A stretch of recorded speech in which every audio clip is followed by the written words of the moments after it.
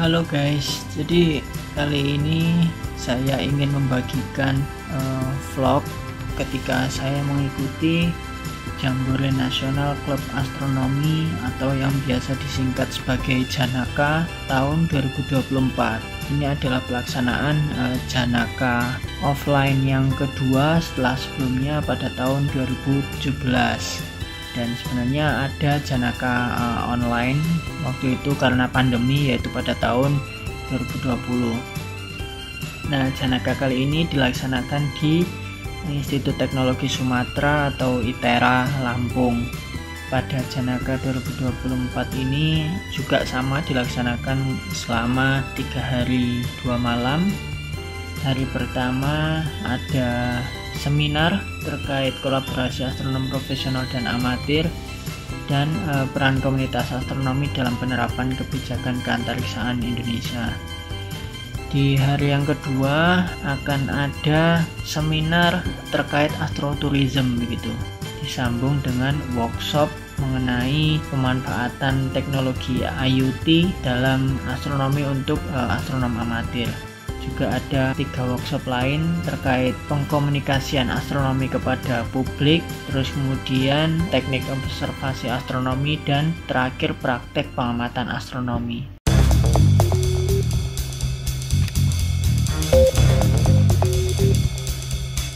Day 2.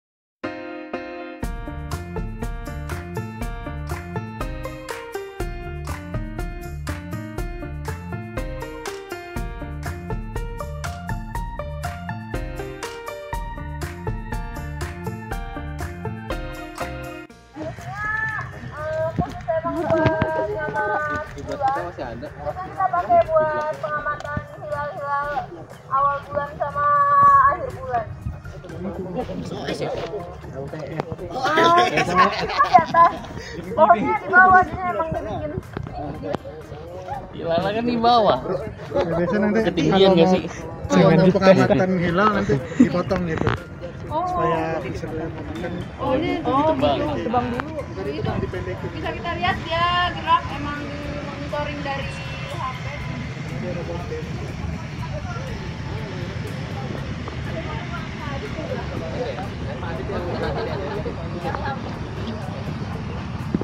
Oh, kalau masker itu ya lihat hujan tiap hari sama temperatur di sangkar meteorologi. Kalau ini kontainer isinya barang-barang biasanya. Terus iya, saya tidak.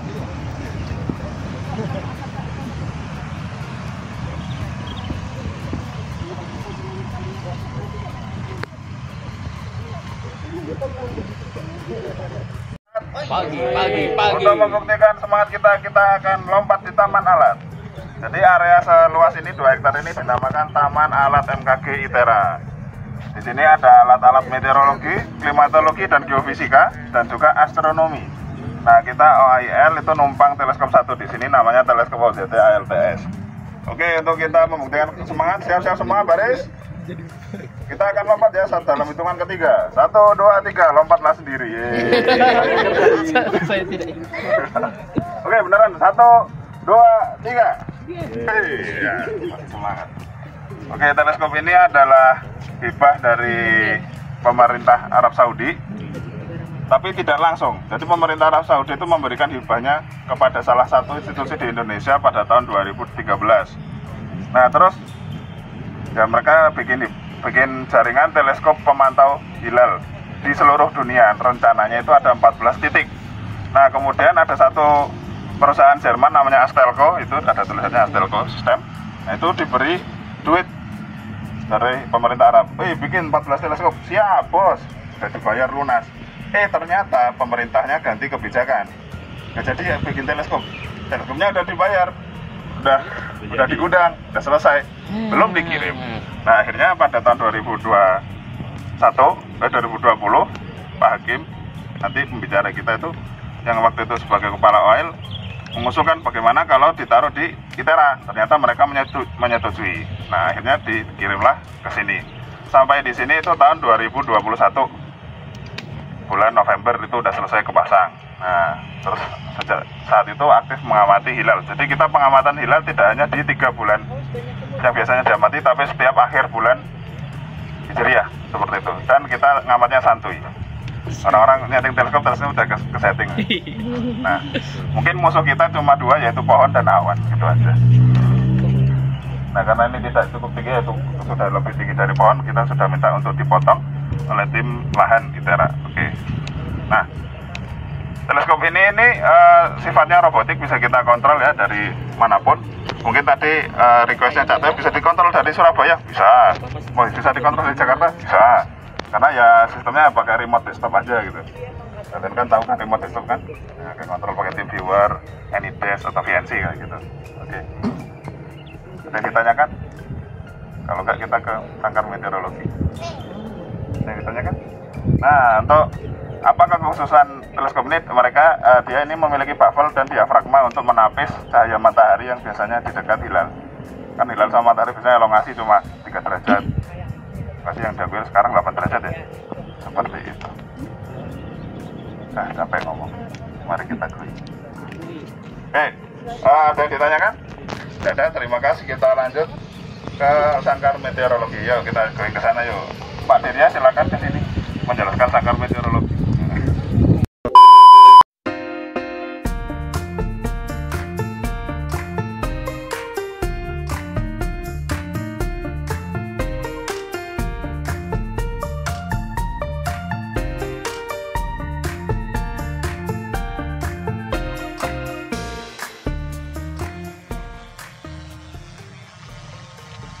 Ya, yang di sebelah sini ada satu petak dikotakin sendiri.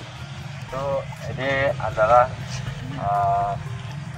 bukan AWS ya. Kalau AWS tadi kan dijelasin yang sebelah sini ya. Kalau ini untuk pengukuran meteorologi gitu.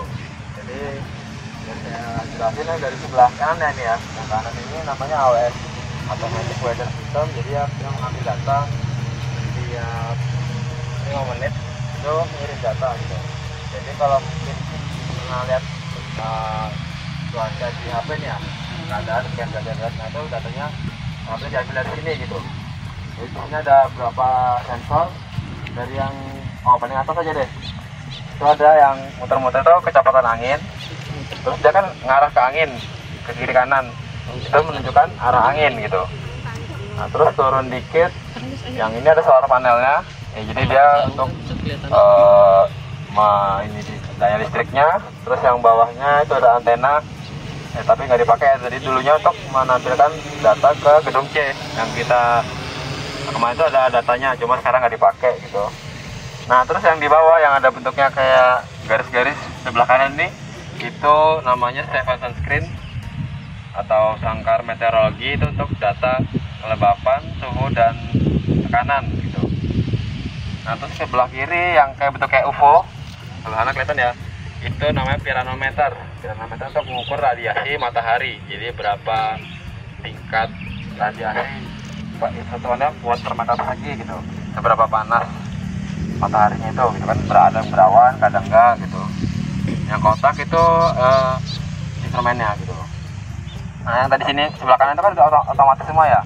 Oh ya, sama satu lagi yang sebelah kanan yang ada tutupnya merah-merah, yang kayak ember ya, kayak ember ya. Itu namanya ombrometer untuk mengukur curah hujan gitu. Jadi kan hujan berapa milimeter gitu. Nah itu pakai itu, dia otomatis kalau di sana. Nah dan itu yang semua di kotak kecil ini dia otomatis, itu miliknya BMKG gitu. Jadi naruh alat, contohnya di sini gitu, jadi banyak disebar gitu. Nah kalau yang di luar ini ada yang sebelah kanan saya ini namanya ombrometer. Kayak tadi, tapi dia manual. Jadi dia ada diameternya ini sudah terukur. Di sini tangkinya nanti tiap pagi jam 7 tadi nanti dia dibuka, ada namanya gelas ukur. Jadi dia ngukur berapa curah hujan. Dan ini kenapa 3? Sebenarnya dia untuk ngebandingin aja sih gitu. Jadi nanti diambil 1, 2, 3, satunya dia 21, 21,5, ini 20,5 gitu. Nanti diambil rata-ratanya. Di rata-rata nanti didapat datanya. Nah kalau yang sebelah depan saya ini ada kayak mangkok, itu namanya panci evaporimeter. Itu untuk mengukur penguapan air gitu. Jadi nanti diisi sampai tingkat segini, nanti diukur nanti besok pagi. Jadi setelah seharian ini airnya menguap berapa mili gitu.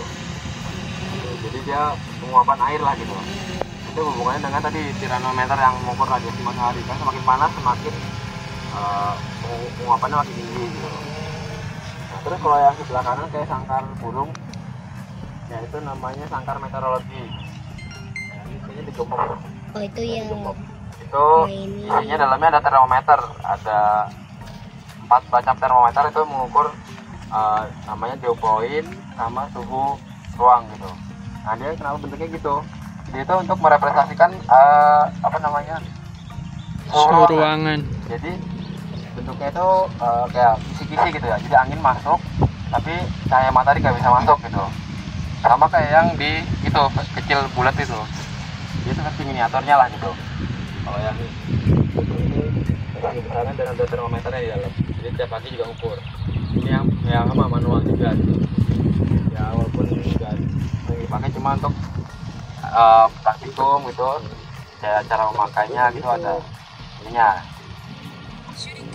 Mungkin ada lagi yang mau ditanyain untuk di AWS ini di meteorologi? Ada ya? Oh ya boleh deh. Coba saya buka sebentar. Seperti kandang ayam ya.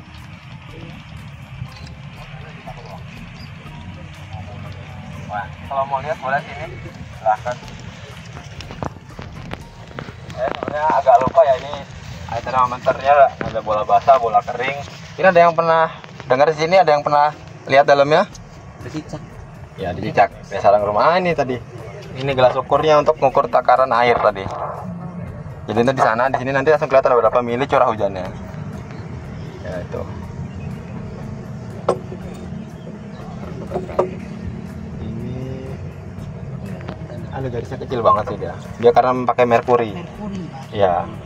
Di sini ada bola basah. Ini bola basah jadi ini sebenarnya lebih paham Pak Dira yang pakai baju merah itu, yang dari bage. Jadi di sini ada bola basah, bola kering, nanti bisa ngukur apa namanya titik embunnya begitu. Ya ini bola basah, bola kering, nanti ini ada perbandingannya gitu. Jadi tiap pagi di ini. Oh ini titik maksimum sama minimumnya. Jadi suhu paling maksimal tinggi berapa, paling rendah berapa gitu. Nanti di resetnya tuh kayak di apa ya di ya gitu. Dibuang-buang gitu nanti biar merkurinya turun lagi kan. Nanti ngereset lagi. Jadi tiap pagi jam 7 kan ini diulang nih, di reset. Nanti maksimumnya sekian derajat, minimum sekian derajat bisa dihitung. Karena kan kalau zaman sekarang ya tinggal pakai Arduino sama sensor, oh paling minimum di Excel berapa gitu. Kalau zaman dulu kan nggak ada ya dia harus manual gitu. Nah, ini titik. Masalahnya maksimum tuh yang atas, yang minimum tuh yang bawah. Kalau ini untuk nanti dia ada komputernya kayak tabelnya untuk mengukur titik embunnya. Jadi embunnya itu berapa derajat gitu. Biasanya kan lebih di bawah dari suhu aninya kan. Terus bawa ke bagian ya versi manual. Jadi dia memang jarang dipakai, cuma untuk praktikum penjelasan gitu.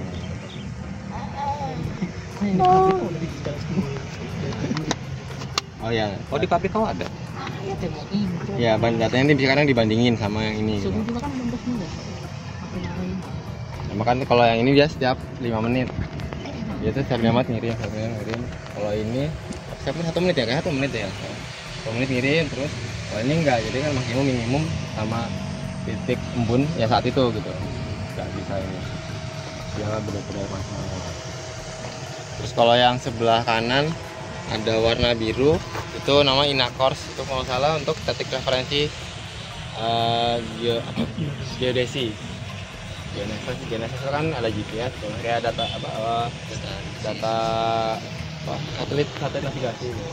Data geodesinya yang biru alat yang biru. Nah kalau yang putih itu ada namanya accelerometer, shelter. Itu untuk mengukur getaran gitu.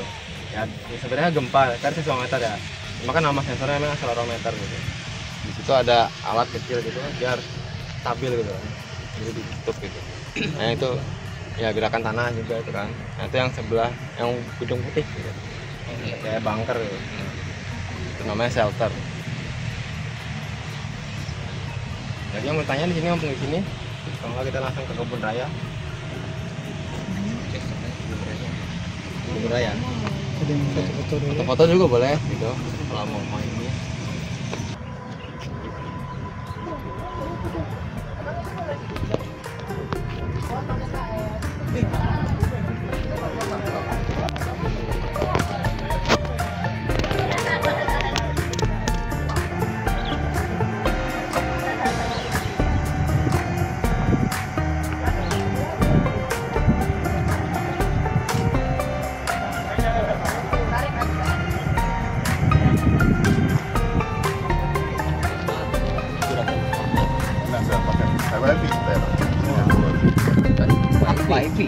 Wifi-nya di sini.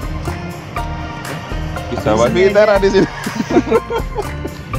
Jadi karena request kita di sini ada wifi, jadi ada wifi Tera aja. Baik, teman-teman peserta, kita bisa lanjut ke kebun raya. Itu keluar lalu dari Taman Alam ini kita akan Ya, kita sambil going.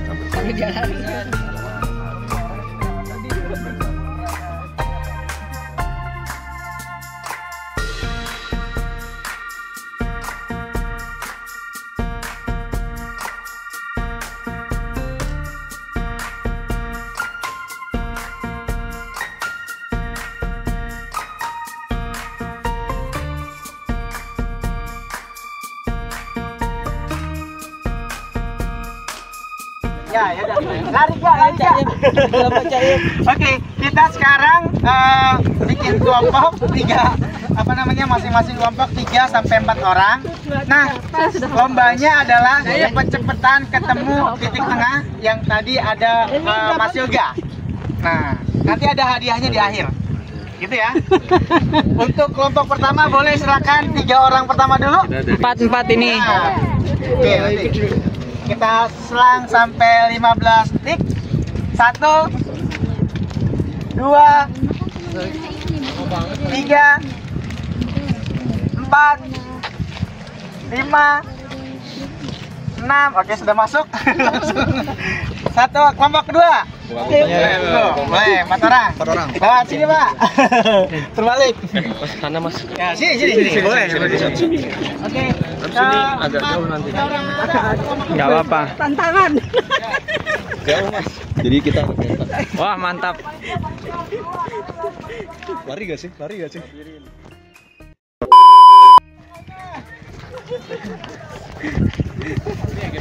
Chaos nih, chaos.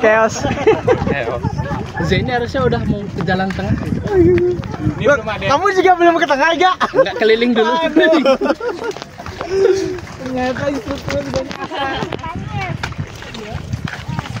Belum pernah ini ya, nggak ada yang pernah ke tengah ya. Kacau. Oh gitu. Belum ketemu tengahnya, ayo. Belum ketemu, cari tengahnya.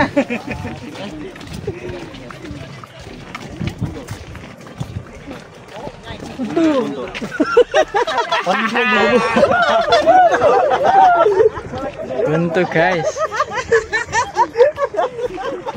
Biar berolahraga. Wah, ini penyesatan.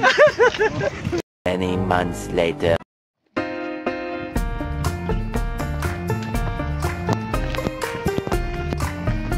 Wah, udah rame aja nih.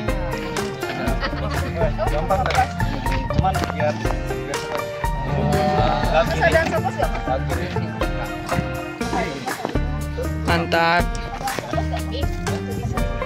Ada.